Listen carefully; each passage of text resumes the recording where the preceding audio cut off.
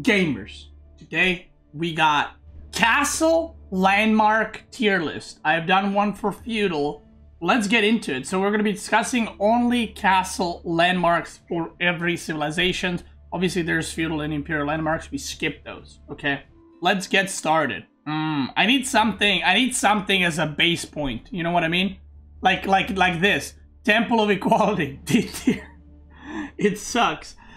This landmark is actually good against OTD, but nobody plays OTD at high level, so it's not very good. But the debuff on the units is actually really strong. It debuffs the unit for 50% damage reduced, but it's probably one of the worst landmarks that there are. It needs help, to say the least. Let's see what else can we do so we can get some kind of... Oh, there we go. S tier. Regnitz Cathedral. Do I need to say more? This thing prints gold. A very good civilization and a very good landmark. By the way, I'm gonna rate them like this, right?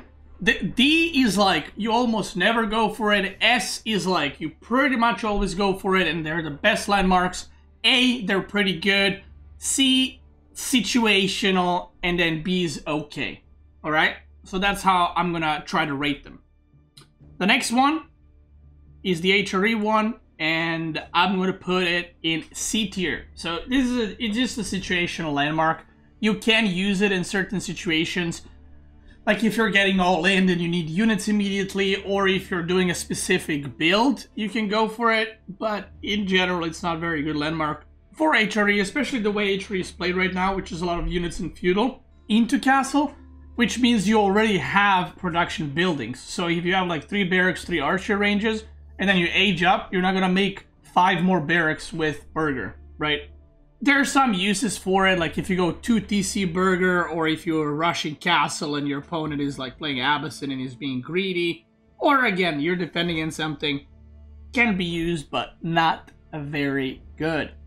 Compound of the Defender, I'm gonna give it an A tier. I think this landmark is great.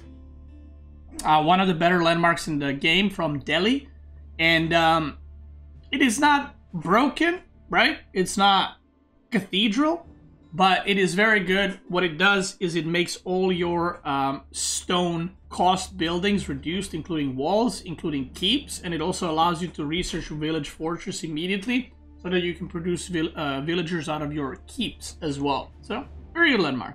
House of Learning.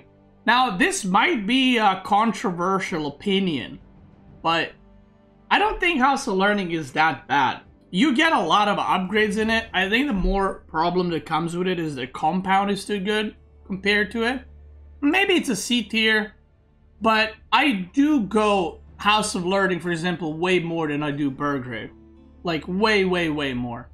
Burgrave is like, I feel like super situational, like 1 in 20 games. Today I actually did a Burgrave.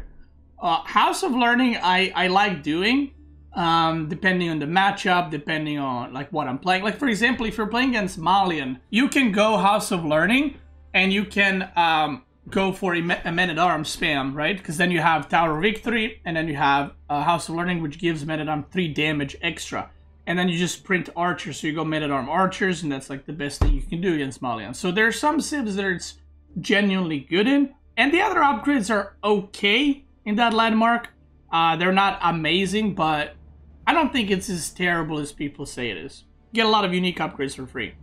Floating Gate. This landmark is extremely good. I might even bump it to S tier, but this landmark gives you 4 Yorishiros.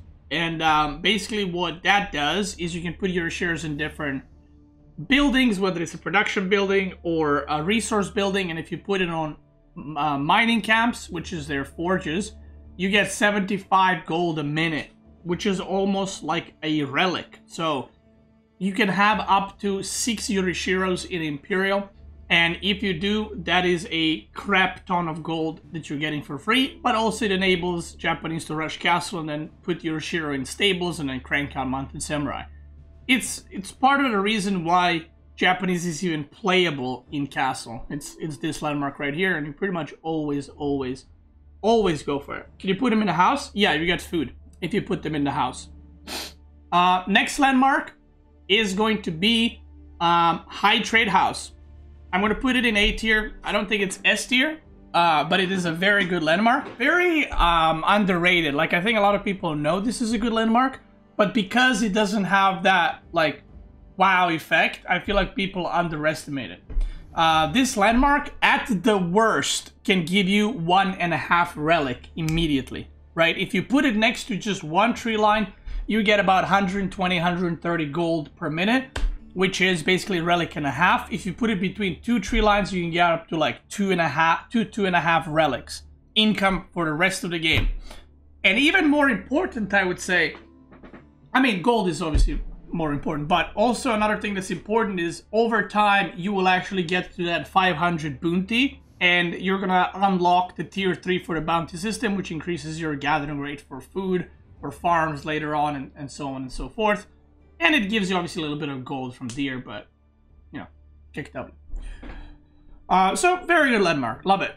Abbey of the Trinity, I'm gonna put it in C tier. I think it's very close to D tier, but again, Temple of Equality, it's a landmark that you just never use, ever. So I'm just gonna, I want to make a, you know, differentiation between those two. Abbey is not very used. Part of it is because High Trade House is good, but part of it is usually when you're rushing for relics and stuff like that, you have some kind of tempo, so you can just take the relics. Like, you're not that much of in a hurry to have to go Trinity instead of just go High Trade House and then Monastery. It can be used, but very situational. Very, very situational, I would say. Maybe if like you're playing as OTD or HRE or some civ like Ayubid and you want to get it, and you can get it for sure. Because if you go this landmark then you don't get the relics, it just sucks. Let's go on to the next one. Astronomical Cock Tower. S tier. This landmark has been S tier for a long time. Fun fact, you used to be able to supervise this building. You guys remember that? You used to be able to supervise it and crank out nest bees. And yeah, it was very, very, very, very good. And it's still very good. Your siege comes out with 50% extra health. You get siege workshop. So you get a production building, and your siege has 50% more health, which basically means that your nested bees or springles will take another extra shot to die compared to, you know, if you made a siege from normal workshop. It's very good. And it synergizes pretty well with Chinese. Imperial Palace. This is an interesting one. By the way, I want to do a disclaimer. Okay? Gold gamers, listen up. This tier list for castle landmarks is, in my opinion, at the top level for 1 versus 1. Okay? I am not talking about someone saying, actually, Burgrave is really good in an FFA. Okay, cool. But that's not what I'm talking about. Thank you, Joe. Sit down. So we're talking about one-on-ones at the high level, in my opinion. Thank you. Imperial Palace, I think it's a pretty good landmark. And you also don't always see Clockwork Tower. It depends on the matchup, but very often you see Imperial Palace. And Imperial Palace recently got a buff where the vision on the activation ability is actually a little bit higher. So you can actually see a lot and get information that way. There's been in the past month or so, a lot of people have been playing China with like 1 TC Castle Rush into Knights, and they go with Imperial Palace. So what they do is they have massive vision with Imperial Palace, and then they can use the activation ability to find your villagers where they are. So if you're doing any sneaky gathering, you're gonna lose all the villagers. So I think it's getting more use, and it's definitely not always Clock Tower. Like, Cathedral is pretty much always Cathedral, unless something happens, but Imperial Palace is used, in my opinion. Let's do Cistern of the First Keck W. D tier. Let me zoom in for boomers out there. This is one of the worst landmarks in the game. And they actually buffed it. That's the funny part. They buffed it. It used to be worse. And then they buffed it, and it's still crap. Kurultai. You know, I'm gonna actually give Kurultai A tier. I think Kurultai is a very strong landmark. I think it's very, very underrated landmark, And this landmark didn't start the way it is now. It got buffed over time, but I think it's a super strong landmark. For those that don't know, it regens your units for 1 health per second, but it also gives all units around Kurultai 20% damage. Let that soak in a little bit. Let that soak in. And this is one of the very few landmarks, very few landmarks in the game that are in castle, but they scale all the way throughout the game, all the way into Imperial, all the way as you age up. You get insta value from it, right? If you're getting attacked, pop Kurultai right there, insta value. So I think it's a very strong landmark. And the problem that Mongol has is not that this landmark, you know, is not good enough. It has some other problems. But yeah, it heals. It's just very good. And with the popularity of Mongol going trade, this landmark just naturally makes sense. Now, this is the one thing that I'm not sure about. Like in the next patch, apparently we're supposed to get some Khan Hunters on Deer Stones. So this landmark might not be as good. I don't know what Khan Hunters will do. Maybe they're going to be something that has nothing to do with trading. So maybe trading will fall out. But as of right now, before we get the Khan Hunters, that's where it is. Step readout, I'm going to put it in B tier. I think step readout is okay. If Mongol playstyle turns into Deer Stones, then step readout will probably move up in the tier.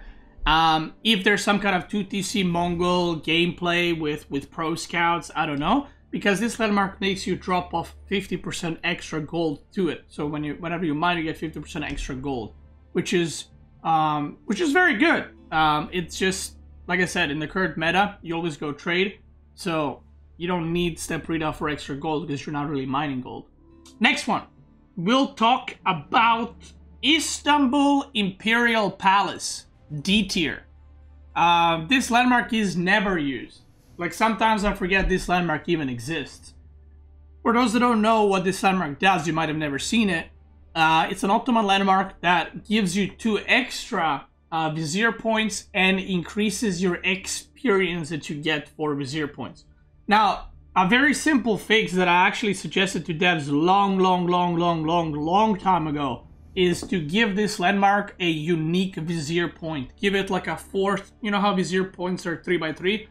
Give it like a 4th tier a talent Vizier point that is only for this landmark. I don't know what that would be, but give it something.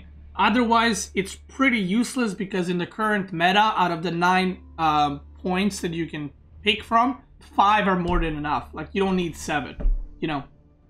You don't really get that much with it, so it's not very good. Mehmed Imperial Armory. I'm going to give it an A tier. I think this landmark is great.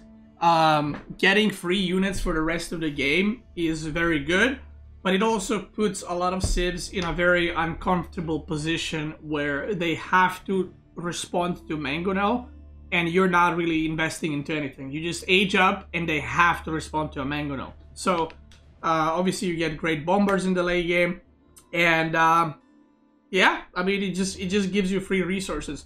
Most of the landmarks in AOE4, the way they work, or the way people calculate how good they are, is how many resources per minute the landmark gives you.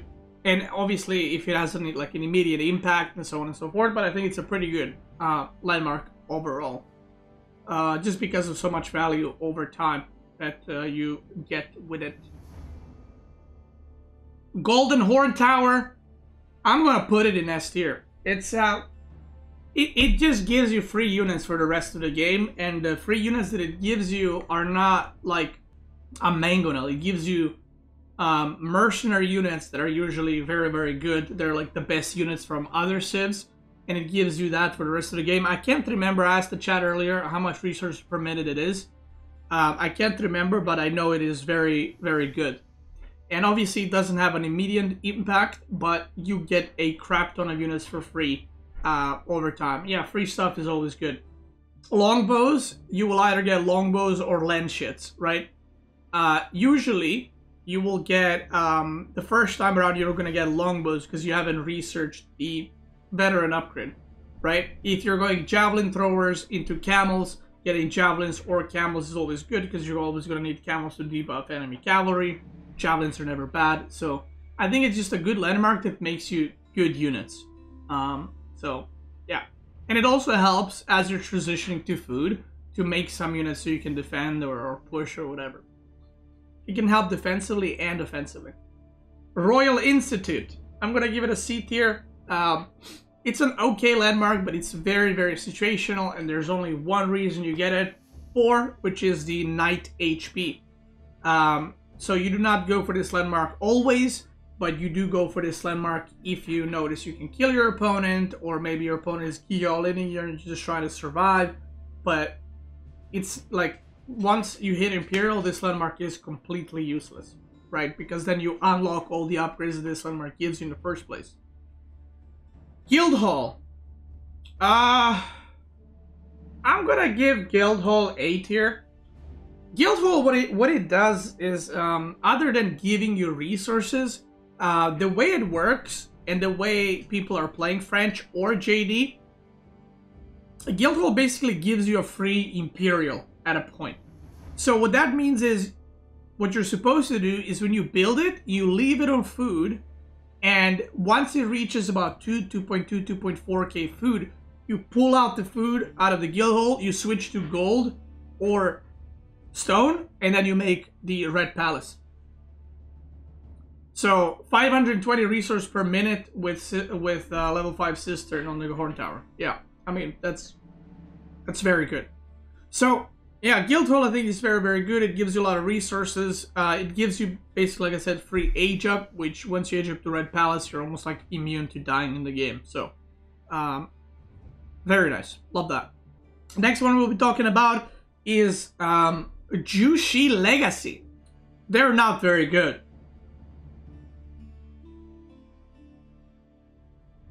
Okay, these landmarks are not I mean, they're not really situational, but I cannot put them higher. Like, these landmarks are just not good. So I said C tier is going to be for situational stuff. These landmarks are just not good. Like, I cannot put them here. Shaolin, you can say it's decent, but it's like, it also depends on the game, and then it doesn't give you anything else. Mount Lu Academy, whenever you get taxes, you also get like percentage of food, but it is not very noticeable. Then the upgrades in it are okay, but nothing special. Like, if you compare it to these landmarks, they are, in my opinion, a lot worse. But then again, Jushi Legacy has like one of the best feudal landmarks, and they have great imperial landmarks. Just castle is just not it, in my opinion. Next one, let's do OOT to the D. I mean, Cathedral, same thing as HRE. It's very good. Burgrave for OOTD is a little bit interesting, and I'm going to put it in B tier because it is not situational. There is a style when you go Burgrave with OOTD, and you basically you gather food, you age up with Burgrave, and you use Burgrave to just make units cheaper so you can defend, and then you go fast Imperial after that. So there's like a style with it. I don't know how good this style is, but there's like a purpose to it. Whereas Burgrave for HRE is just used for all-inning or like defending Giga all-ins. So it's okay, but not very good. It's also hard to say because OOTD is so bad. It's like, maybe it would be better if the units are better. Grand Fulani Coral and Farimba. Grand Fulani, it's an S tier. It's literally the only reason why Malians are played right now. So I think giving them anything else is, you know, it's a very good landmark.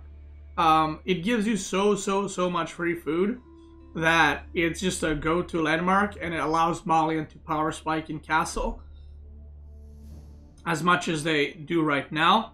You know, some would say maybe it gives way too much passive income, but I think it's kind of needed at this point. Maybe it's A tier. I'm not actually sure. No, I think it's S tier. I think it's a very good landmark. We'll see. I might switch these two.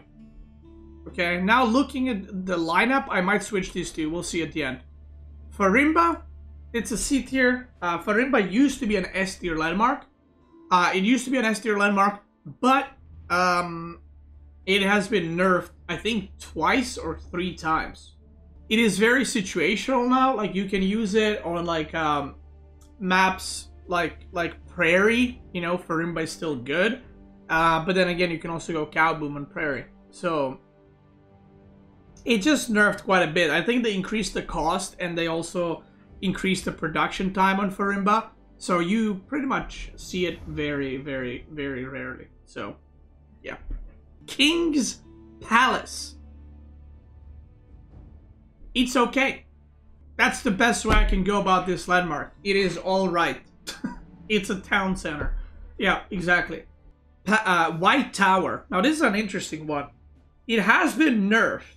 And I'm not talking about White Tower rushes. Okay, I'm not talking about that thing in Gold League that people are complaining about. The thing is, White Tower is like a package, you know? I don't think White Tower makes English good with 2TC. It's the king into 2TC into White Tower. So I'm gonna give it an A tier, actually. Like, it's very good defensive and it does a lot of work, but again, if I'm thinking, if I went Council Hall and then 2TC, you would almost never go White Tower. Because what do you need it for? But it does produce units. Now I'm gonna go like this, actually. I'm gonna put Grand Fulani here. I'm gonna put Floating Gate in S tier. I like that. Now I'm gonna explain. So, okay, now that I thought about it, White Tower, it gives you production buildings, which is very big, and it kind of makes you immune to raiding. So I think it's a multi-purpose landmark, and you do get insta value from it. Like, you can make knights out of it. It's good defensively, and so on and so forth. Fulani, I'll think about it still. I think Floating Gate is S tier, because Floating Gate allows you to produce something really fast with the Yorishiro. Eventually, it gives you a crap ton of gold, and it allows you another thing, which I didn't even think of, which is to pick up relics immediately with Japanese. So I think I'm going to have to give Floating Gate S tier. I think it's a really good landmark. Grand Fulani, it might be S or it might be A tier. We'll see. We'll figure it out. Next one is the Abbasid and Ayyubid wing. And I left them for the end because I want to explain how I'm going to rate these. So I'm not rating Abbasid economy wing in like feudal, you know, overall, like feudal, castle, imperial. I am just rating aging up 2 castle with eco wing or trade wing or culture wing or military wing. Okay, so that's how I'm rating these. So for example, Abbasid, I think I rated it S tier in feudal. In castle, I think it's very good, but I don't think it's S tier. I think it's A tier. It's A tier because you need to get military wing either in feudal or castle. You cannot play Abbasid without military wing because it has so many great upgrades. But the units that you get out of it is 2 camel riders, which is okay, but it's not, you know, it doesn't have the impact that Abbasid military wing and feudal does. So I'm gonna have to give it that. Abbasid economy wing, trade wing, and culture wing. These are rough to do. Abbasid trade, like, this is the thing about Abbasid. Abbasid trade wing in castle is situational, right? You can't always go trade wing, but sometimes you can, and it's pretty good. And I would also say Abbasid eco wing and culture wing are also situational depending what you opened with. If you go military wing and you're running out of food, you can go military into economy wing in castle so that your farms are cheaper. And if you are military wing and you have plenty of food, you can go military into culture wing in order to, you know, get some value in like cheaper upgrades and everything like that. And then enable your imperial to be cheaper. And then you have, let's say you go military wing and feudal into trade wing in castle. It's also situational if you have like a back trade and their opponent doesn't have map control. I mean, you could go for that. This is a hard one. I'm gonna put culture wing into situational, and I'll put eco wing in B tier. But technically it's also situational. So I'm gonna put all 3 in situational because they can all be A tier, but they can all be not very good. It's very dependent on where the state of the game is. And now we got AOE4 with their 8 wings. Let me find the easy one. D tier. It's the one that gives you wood. It sucks. Let me find the other one. What this one does, it gives you blacksmith upgrades for free. Now the way it works is if you don't have level 1 upgrades, you won't get anything out of this. So in order to get value from this and level 2 blacksmith upgrades, you need to... Oh, it's an imperial one? Okay. I mean, whatever. In order to get value out of this, you need to research everything previously, and again, you just get some resources. It's okay, but it's a one-time deal and never again. So, no bueno. Dervish Wing, I'm going to put it into C tier. It is very situational. The only time I use it is, let's say if I play against English and I open with Eco Wing, and then I go Dervish because I don't need to go military for free units or something like that. So Dervish will, you know, make you pick up relics quickly. Or if you're playing against HRE, or if you're playing against any civ that they want to yoink relics, right? Going Dervish Wing is situational, but it's not something you want to like always go for. You have to kind of figure it out in the moment. This wing is nerfed, but it is still an S tier wing. It's an economy growth wing, which gives you 7 villagers when you age up to castle, and increases the berry food, 100 food per berry. So it's very, very good. It used to be 8, now it's 7. It's still very good. It gives you a good power spike. Or it makes you equal with the guy who went second TC, because now you catch up with the workers. Atabeg, I'm going to put it in D tier. If you do go Atabeg Wing with AOE4, you either do it in Feudal, or you do it in Imperial, or Post-Imperial, as like the 5th age. You don't go Atabeg in Castle ever. Okay? Ever. The next one, what do we got here? It's not good. Castle Bazaar, that's the trade wing that you have different things you can purchase, like units or traders. It is not used at all, period. Then we got the Fast Castle Age Up. This landmark, I'm going to put it in B tier. It can be used on hybrid maps, or it can be used in some situations where maybe you both have massive armies and you just sneak in on Age Up with this to get a fast Age Up, and then you go for all the unit upgrades and you kind of go for it. But it is also very all-in, so I would say it's not... It is situational, but it's a lot more used than one of these. Like, these are specific matchups and stuff. This can be used in pretty much every matchup. It just depends on what the state of the game is. And sometimes you also have cheeses where you go like Eco Wing into advancement and you just cheese with Gulabs. Isn't it good on water maps? No. You age up with this into Feudal and water maps. And then last one, but not least, of course, we got the military wing that I'm going to put right here. And now I wanna explain a little bit why I'm putting it here, because you rarely see this wing. I think that this wing is actually very good for its value. The reason you don't see it as much is the only time that I have used this wing, or the time where you want to use this wing, is if you go Eco Wing in Feudal Age. Actually, I'm going to put it here. If you go Eco Wing in Feudal Age... Oh, zoom out a little bit. If you go Eco Wing in Feudal Age, and then you're playing against a Night Civ, and then you go Military Wing into Castle, and now you get 3 Desert Raiders for the rest of the game, and you get a lot of... you get like 270 resources per minute. Is that correct? Twitch chat can correct me. Because you get 3 of them, so you get 270 resources per minute for the rest of the game. Now, the reason why this isn't higher is very similar to the other one that I mentioned earlier, Atabeg. You kind of, if you want to go Military Wing with AOE4, you either go for it in Feudal Age to have the debuff, to have the camel, and to harass your opponent, or you go for it in Imperial or Post-Imperial when it gives you 7 Desert Raiders. So, I think it's okay, it's good, but it doesn't work against every civ. But considering how bad some of the other wings are into Castle, if you go Eco Wing in Feudal, you only have an option to go military wing into castle, or like dervish wing, or advancement wing. So there's not too many options, but I think for the value that it gives is pretty good. Chat, did I forget any of them? I think I got all of them, but I need you guys to confirm. Grand Fulani. Let's fucking put it in S tier. It's a good landmark. It's a very good landmark. The reason I was kind of not sure if I should put it there or not is because Grand Fulani requires you to have a setup to get value out of it. Basically, if you don't have cows, it's a terrible landmark, right? But the way you play Malian is with cows. You also get food, which is like the resource you need the least in this game.